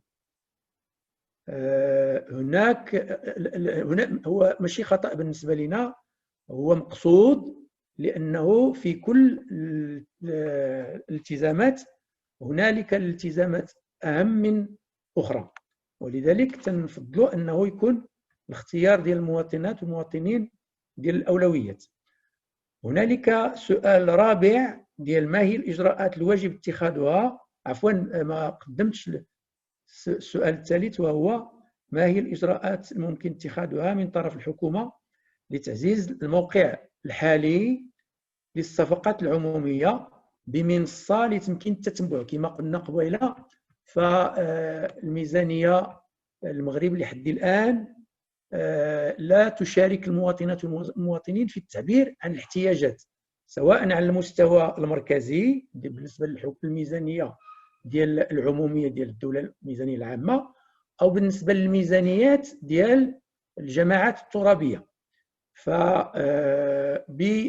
قلت أن المشاركة ضعيفة، وأن المغرب حصل على نقطة ديال 6 على 100، فطبعا هي شبه منعدمة هذه المشاركة. ومن المفروض أن المواطنات أن وزارة المالية تفتح المشاركة بالنسبة للميزانية العامة، وبالنسبة للجماعات الترابية تفتح المشاركة بالنسبة للميزانيات الفرعية المحلية. فإذا تنتمناو أن يكون مزيد من الرقمنة فيما يتعلق بتتبع التنافسية والولوج لتدبير الصفقات العمومية. عندنا السؤال الرابع اللي كيتعلق بالإجراءات الواجب اتخاذها لتحسين الولوج والمشاركة المواطنة من أجل تتبع ميزانية الجماعات الترابية كما قلت سابقا. وأخيرا السؤال والسؤال ما قبل الأخير هو الخامس، هي الإجراءات الممكن اعتمادها في قانون المالية لتعزيز الشفافية في تدبير الضرائب. فباش ما تكونش انعدام الشفافية في سن واسترداد الضرائب، هنالك طبعا واحد المجموعة الإجراءات اللي خصها تقدم واللي تلتزم بها الحكومة، وهنالك كذلك الالتزامات الممكن اعتمادها لتفعيل توصيات المناظرة الوطنية للجبايات والقانون العضوي للمالية من أجل ضمان العدالة الضريبية وتوزيع النفقات الجبائية بنزاهة وإنتاجية. هذه المسألة كتولي إلى كان التزامات فيما يتعلق بالقانون المالي سواء الحالي ديال 2021 أو ديال 2022 تكون العبء الضريبي موزع حسب الإمكانيات المساهمة ديال المواطنين، باش ما تكونش شي واحد الحيف على الموظفين وعلى لي سالاريي ديال القطاع الخاص، وكذلك تكون تكافؤ فيما يتعلق بالشركات والقطاع ديال الأعمال الحرة لمزيد من الشفافية والعدالة الضريبية. فقبل من نزيد فيما يتعلق ونعطيو الوقت للمشاركة والمشاركين للتجاوب مع هذا الاستطلاع، نشوفوا السيدة العمراني إلى عندها شي إضافات وشي توضيحات وعلى التساؤلات اللي كاينة، وكذلك للسيدة الشرقاوي. فالكلمة ل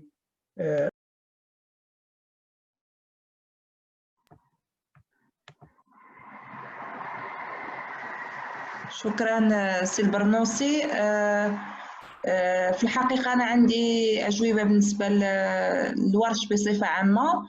ما عرفتش واش مدام الشرقاوي عندها إضافات بالنسبة يعني موضوع اللقاء، قبل ما نتكلم شوية على الأفكار والالتزامات وكيفية يعني شنو هما المراحل المقبلة لصياغة الالتزامات ديال خطة العمل الوطنية. السلام عليكم Madame Limrani. Oui, عندي quelques réponses par rapport aux questions qu'a cité Monsieur Bornossi par rapport c'est-à-dire au plan d'action du gouvernement, bien sûr à travers le ministère de l'économie et des finances, pour améliorer la transparence budgétaire via, c'est-à-dire l'alignement sur les pratiques internationales, notamment l'IBP. Alors, déjà, il faut savoir que le Maroc actuellement ne produit pas 2 documents des 8 documents qui sont cités par l'IBP. Donc, c'est à savoir le budget le rapport de fin d'année. Et aussi, non, plutôt, c'est le rapport du milieu d'année. Et le rapport préalable au budget, il est publié hors délai. Donc, nous sommes en train d'élaborer un plan d'action pour essayer de regrouper, comme j'ai dit, de mutualiser les efforts des différentes directions pour qu'on puisse produire surtout le rapport du milieu d'année, parce que, c'est-à-dire, on a toutes les informations, il faut juste les regrouper dans un rapport et les présenter suivant les recommandations au niveau international. Pour ce qui est de la participation du public dans le processus budgétaire. Donc, actuellement, on est en cours de réflexion sur comment faire intégrer le citoyen et surtout comment faire remonter l'information, parce que même si on ouvre une plateforme pour que le citoyen nous donne ses différentes remarques, il faut aussi un feedback par rapport au ministère et faire remonter et comment faire intégrer ces observations et ces différentes suggestions au niveau du projet de loi de finances. Donc, c'est un processus qui est en cours de réflexion, notamment avec des bailleurs de fonds et dans le cadre du programme Hakama 2, qui est financé par l'Union européenne. Donc, voilà, ce sont par rapport aux questions qu'a dit M. Bornossi concernant la transparence budgétaire. Merci. Merci Madame الشرقاوي pour ces éclairages. أعتقد أن كتفتحي لنا أمال فيما يتعلق إذن لمزيد من المشاركة المواطنة ومزيد من الشفافية في الاطلاع والمراقبة ديال المالية العمومية. فستكون لنا طبعا من بعد هذه اللقاءات لقاءات أخرى لضبط الأولويات والإمكانيات. فقبل من نقول الأخ أنس ينشر لنا النتائج ديال الاستطلاع، نعطيو الكلمة للسيدة العمراني لتضيف ما تريد أن تقول لنا المساهمات والمساهمين من المجتمع. تفضل مدام العمراني. شكرا سي البرنوسي. دونك شكرا لجميع المتدخلين على العروض القيمة اللي يعني شاركوها معنا اليوم في هذا اللقاء. اولا يعني احنا بحال اللي جا في العرض ديالي، هناك طريقتين باش غادي يتم يعني الصياغه ديال الالتزامات الخطه العمل الوطنيه الثانيه للحكومه المنفتحه. الطريقه الاولى هي الاعتماد على الخلاصات ديال هذه اللقاءات التشاوريه. دونك كل يعني هاد الخلاصات اللي جا بها هذا اللقاء فيما يخص لا ترانسبارونس بودجيتير اي فيسكال. دونك نرجو اننا نتوصلوا بواحد التقرير اللي كيجمع هاد الخلاصات كاملين، ومن بعد غادي نضيفوا عليهم كذلك الافكار اللي كيتحطوا عبر البوابه ديال الحكومه المنفتحه، اللي هي كنأكد عليها مره اخرى، اللي هي www.gouvernement-ouvert.ma، للافكار اللي جات في مجال في هذا المجال، بحيث ان غادي يتم يعني اعداد واحد التقرير، وبعد ذلك سيتم ارسال يعني رسائل رسميه للقطاعات المعنيه بهذه الخلاصات، باش هاد القطاعات يتبنوا واحد المجموعه ديال الخلاصات، باش هاد الخلاصات تتحول لالتزامات اللي يتم الادراج ديالها في خطه العمل الوطنيه للحكومه المنفتحه. وكذلك حنايا ملي غادي ننتهيو من هاد اللقاءات غادي نبرمجوا واحد اللقاء اخر اللي غيشاركوا فيه الممثلين ديال المجتمع المدني في لجنه الاشراف، واللي غيتم فيه تقديم اهم الخلاصات والاولويات اللي يمكننا ندرجوها في اطار خطه العمل الوطنيه، باش يكونوا عندنا يعني ادارات اللي غادي تبورتي، اللي غادي تعتمد هذه الالتزامات باش يتم التوافق عليها وتبني خطه العمل الوطنيه الثانيه. فيعني ما نعتمدوش فقط على اللقاءات التشاوريه، ولكن البوابه مفتوحه في وجه عموم المواطنين وفاعلي المجتمع المدني، باش تدليو بالافكار ديالكم في اطار الاعداد المشترك لخطه العمل الوطنيه. وشكرا ناصر البرنوسي. ميرسي. شكرا السيدة العمراني على التوضيحات فيما يتعلق بالآفاق المستقبلية ديال التقدم ديال اللقاءات التشاورية. أنا بدوري قبل ما نقول للأخ أنس ينشر لنا النتائج ديال الاستطلاع، هناك الأخ السعودي نور الدين اللي كيتساءل كاين لوت كونتر لا فرود فيسكال، كومون outre la lutte contre la fraude fiscale, comment lutter contre l'économie de rente. فهذا سؤال كبير وعريض، ويمكن نقولوا احنا في جمعية ترانسبارنسي المغرب هنالك برنامج ديال المرافعة اللي بديناه ماشي غير هذه السنة، ولكن بديناه من 2012 باقتراح قانون لضبط تضارب المصالح. كما في علمكم الدستور 2011 تينص على تقنين تضارب المصالح، وكذلك الحد من اقتصاد الريع.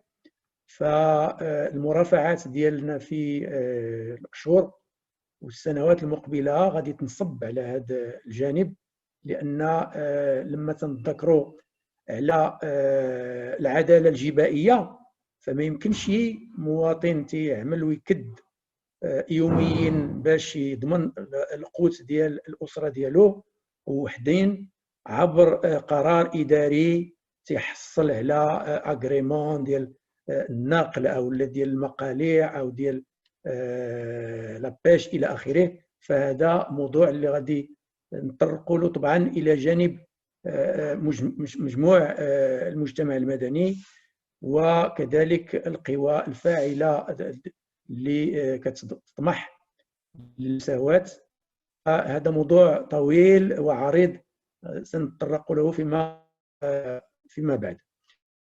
بالنسبه كما قالت الاخت العمراني، فهنالك لقاءات اللي غادي تتم من هنا الى يوم 31 اكتوبر، واللي غادي نطرقوا فيها لباقي المواضيع اللي اقترحت من العشرة ديال المواضيع. قلت سابقا ان ترانسبارنس المغرب غادي تقدم لقاء آخر اللي غادي يدور حول الجودة ديال الخدمات العمومية من صحة وتعليم وكذلك التغطية الاجتماعية. فهذا موضوع غادي يكون يوم 29 أكتوبر على الساعة 5 طبعا عبر لقاء رقمي. فنتمنى أن المشاركات والمشاركين اللي معنا اليوم كذلك يسجلوا نفسهم لمزيد من المشاركة. معنا الأخ محمد أسكنيد اللي كيتساءل على comment faire face aux injustices fiscales. فعبر طبعا العمل على هذا البرنامج ديال 2001 و 2021 2022 طبعا، وعبر المرافعة ديال جميع الجمعيات المجتمع المدني، وكذلك عبر التحسيس ديال البرلمانيين، كذلك النقابات وكل الفاعلين الاجتماعيين تخص المرافعة من أجل المساواة ورفع ما يسمى بعدم العدالة الضريبية. فإذا كان ممكن الأخ أنس يبين لنا النتائج ديال الاستطلاع باش المشاهدات والمشاهدين المساهمات في هذا اللقاء نعرفوا شنو هي النسبة ديال الاهتمامات ديال المشاركات والمشاركين. فتبين لنا فيما يتعلق بالسؤال الأول أن الأغلبية ديال المشاركات تكلموا على مبدأ تطبيق المحاسبة للمسؤولين. فهذا الالتزام طبعا غادي يكون من الأولويات. تيتبعوا الالتزام ديال إرادة الشفافية تدبير الميزانية. هذا يتعلق بنا جميعا طبعا، وخاصة فيما يتعلق بالحكومة وفيما يتعلق بغرفتي البرلمان. بالنسبة للسؤال الثاني حول الإجراءات ديال تطوير الميزانية ديال المواطنة، فكذلك تلقاو أن نفس الجواب اللي كيحصل على الأغلبية الكبيرة هو تطبيق مبدأ المحاسبة للمسؤولين. بجوجهم السؤال الأول والثاني يطالبوا بالإرادة كذلك كالتزام ثاني إرادة الشفافية في تدبير الميزانية. بالنسبة للآراء ديال المشاركات والمشاركين في السؤال الثالث، وهو التعبير عن التصفية النهائية للصفقات والتقييم من أجل تعزيز الشفافية والتنافسية من أجل الشفافية في تدبير الصفقات العمومية. كنشوفوا واحد النتيجة كبيرة، واحد الاحتجاج وواحد الرأي بالنسبة للمشاركات والمشاركين ديال 92% فيما يتعلق بتعزيز الشفافية لتفادي الاحتكار والاتفاقات بين كبريات المقاولات. وبالحق هذه النتيجة ديال الاستطلاع كتبين لنا آخر الحدث اللي وقع مؤخرا، وهو ديال محاولة التقليل من قرار مجلس المنافسة اللي عبر على توبيخ الاتفاقات بين الموزعين ديال المواد ديال البترول، واللي كانت طبعا محاولة ديال نسف النتائج ديال العمل ديال مجلس الشفافية. فاللي بغى أنه يحارب الاحتكار في ميدان المحروقات. النقطة الثانية اللي كيهتموا بها المشاركات والمشاركات هو تعميم التكوين على استعمال المنصة للجميع، وهذا شيء إيجابي باش المواطنات والمواطنين يتبعوا الصفقات العمومية ابتداء من التعبير عن الاحتياجات والانتظارات إلى التقييم النهائي. السؤال الرابع كان كذلك حصل على 85% أي الأغلبية الساحقة ديال إشراك المواطنين في المراقبة، وهذا مفهوم لأنه هيئات الرقابة الحالية غير كافية، وكما عبر عليه الأخ ميسور فقال لنا بأنه المراقبة ضعيفة، الموارد البشرية ديال المراقبين ضعيفة بالمقارنة بالاحتياجات، كذلك التكوين ديال المراقبات والمراقبين. وبين لنا بأنه المراقبة الرقمية كذلك لا زال خصها في عمل كبير من أجل الوصول إلى مزيد من الشفافية. بالنسبة للسؤال الخامس المتعلق بالشفافية في تدبير الضرائب، كنلاحظوا بأنه 92 من المشاركات والمشاركين تيتكلموا على الرقمنة ديال تدبير الضرائب وتوضيح المساطير، وهذا شيء طبعا كنا منتظرينه، لأنه التدبير ديال الضرائب شخصيا يعطي إمكانية ديال المساومة وعدم الشفافية في تدبير الضرائب. كذلك النتيجة اللي كتبعها ديال 77% هي الرقمنة ديال البرمجات المراقبة وتوضيح المساطير، لأنه إلا ما كانتش الرقمنة ديال هذه البرمجة يمكن على مستوى الإدارات وخاصة الإدارة المركزية ديال الضرائب أنها تبرمج اللي بغات، وما تكونش واحد النوع ديال التكافؤ وديال العدالة في البرمجة، وتكون ضغط على بعض الأشخاص إما ذاتيين أو معنويين.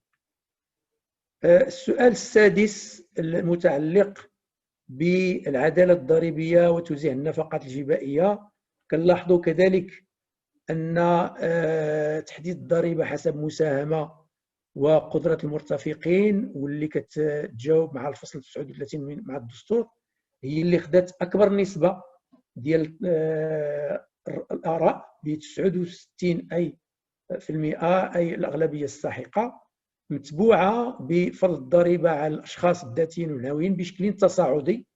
هذا هو مبدأ التصاعدية اللي هضر عليه الأخ مسعودي، واللي هو مؤشر على العدالة الضريبية. فبهذا الاستطلاع غادي يسمح لنا كذلك بتحديد الأولويات فيما يتعلق بالالتزامات اللي حددناها على نفسنا، وبتشارك طبعا مع زملائنا في الإدارات العمومية وفي الجمعيات ديال المجتمع المدني المشاركة في لجنة القيادة ديال الحكومة المفتوحة. ما عرفتش واش كاين شي إضافات من المشاركات والمشاركين. إلا ما كانت شي إضافات أخرى أعتقد أنه يمكن نشكر جميع المتدخلات والمتدخلين وجميع المشاركات والمشاركين، ونعطيوهم موعد للفرصة للمشاركة في اللقاء المقبل اللي أعتقد نهار 24. السيدة العمراني أو السيدة المستمد تقدر تعطي المشاركات والمشاركين ربما نذكرهم بالخمسة أو 6 ديال اللقاءات اللي بقى. كاين واحد نهار 24 أعتقد، ونهار 26 ونهار 28 ونهار 29 ونهار 31، فكلها لقاءات اللي غادي تكون فيها المساهمة ديال المواطنات والمواطنين في تهيئ هذا البرنامج. الكلمة للسيدة العمراني. سي البرنوسي، بالنسبة للقاءات القادمة دونك كاين يوم 26 ويوم 28 ويوم 29 ويوم 3 نوفمبر. هذاك ديال 31 نوفمبر تأجل 3 نوفمبر، 31 أكتوبر تأجل 3 نوفمبر، وهاد التواريخ كاملة في البوابة ديال الحكومة المنفتحة. بحيث يمكن المشاركين يطلعوا على التواريخ وكذلك على المواضيع ديال هاد اللقاءات.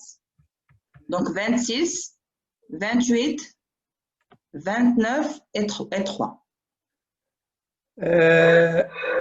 قبل ما نشكر الجميع، واش الأخ ميسور عندك شي إضافة للتساؤلات ديال المواطنات والمواطنين، وعلى شي تعليق ربما على استطلاع الرأي؟ تفضل سي ميسور. وي نعم، فيما يخص سؤال كومون لوتي كونتر ليكونومي دو رونت، أنا عندي جواب واحد، هو أن يكون تبادل المعلومات بين هاد الوزارات اللي كتمنح هاد الرخص وبين مديرية الضرائب. مهما كان فهاد المداخل كيخصها تخلص الواجب الجبائي ديالها للمزيد من العدالة الجبائية.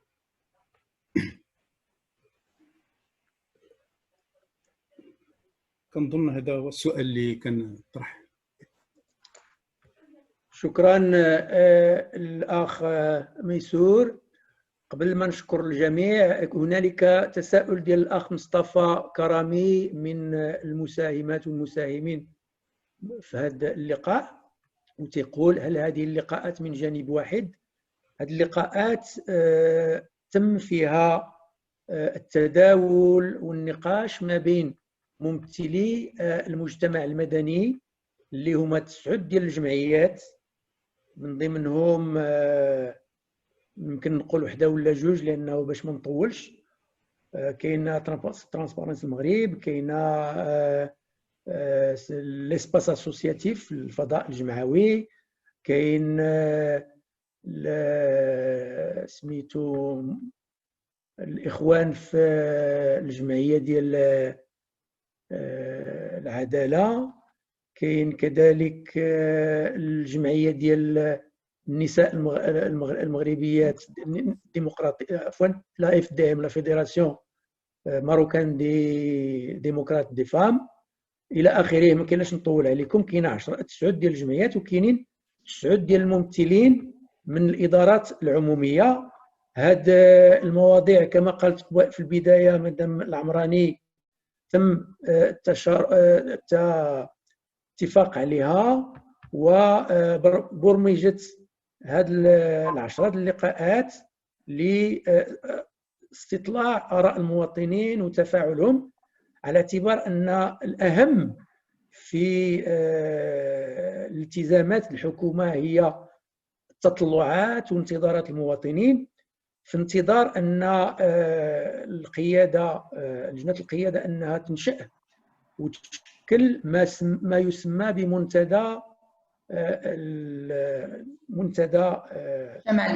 المجتمع المدني. هذا المنتدى المجتمع المدني من الأمور الضرورية في الحكومة المفتوحة، في المنتمين كلهم لبرنامج الحكومة المنفتحة الدولية. وبالتالي نحن نتطلع في الأشهر المقبلة لإنشاء ما يصطلح عليه منتدى المجتمع المدني، اللي غيكون هو لا بغينا نقولوا الأرضية ديال استنتاج يعني الالتزامات والاقتراحات فيما يتعلق بالاتفاق على البرنامج الحكومي فيما يتعلق بالحكومة المفتوحة. فشكرا لكم جميعا على المشاركة ديالكم، وشكرا للمتدخلات والمتدخلين. ونضرب لكم موعد بالنسبة للجمعية ترانسبارنس المغرب في لقاء يوم 29 أكتوبر لتناول الموضوع ديال الجودة الخدمات المهنية. وإلى اللقاء. شكرا لكم جميعا.